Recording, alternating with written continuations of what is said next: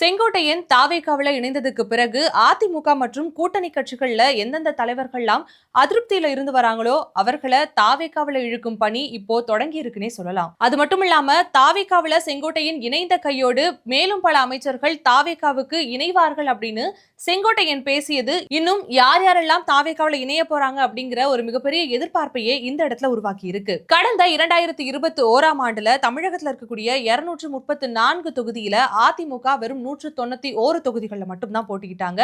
மற்ற தொகுதிகளை எல்லாமே கூட்டணிக்கு தான் தள்ளிவிட பார்த்தாங்க. அதிமுகவுக்கே இப்படிப்பட்ட ஒரு நெருக்கடியான சூழ்நிலை எழுந்த நிலையில தாவேகாவுடைய நிலை எப்படி இருக்கும் அப்படிங்கிற ஒரு கேள்வி பொதுமக்களுக்கு எழுந்திருக்கு. இந்த அச்சம் கண்டிப்பா தாவேகாவுக்குமே இருக்குன்னு தான் சொல்லணும். அதனால குறைந்தபட்சம் ஒரு 80 தொகுதிகளிலாவது முகம் தெரிந்த நபர்களை நிப்பாட்டணும் அப்படிங்கிற ஒரு இக்கட்டான சூழ்நிலையில தான் தற்பொழுது தாவேகா இருந்து வராங்க. அதனால இதுவரைக்கும் இருக்கக்கூடிய கட்சிகள்ல இருந்து யாராவது ஒரு முதிர்ந்த அரசியல்வாதிகள் அதிருப்தி கொண்டு தாவேகாவுக்கு வராங்க அப்படின்னா அவர்களை அழைத்து அவர்களுக்கு முக்கியமான பொறுப்புகளை தர தாவேகா தயாராகி இருக்கிறதா அரசியல் வட்டாரங்கள்ல இப்போ பொதுவான ஒரு கருத்துக்கள் உலா வந்துட்டு இருக்கு.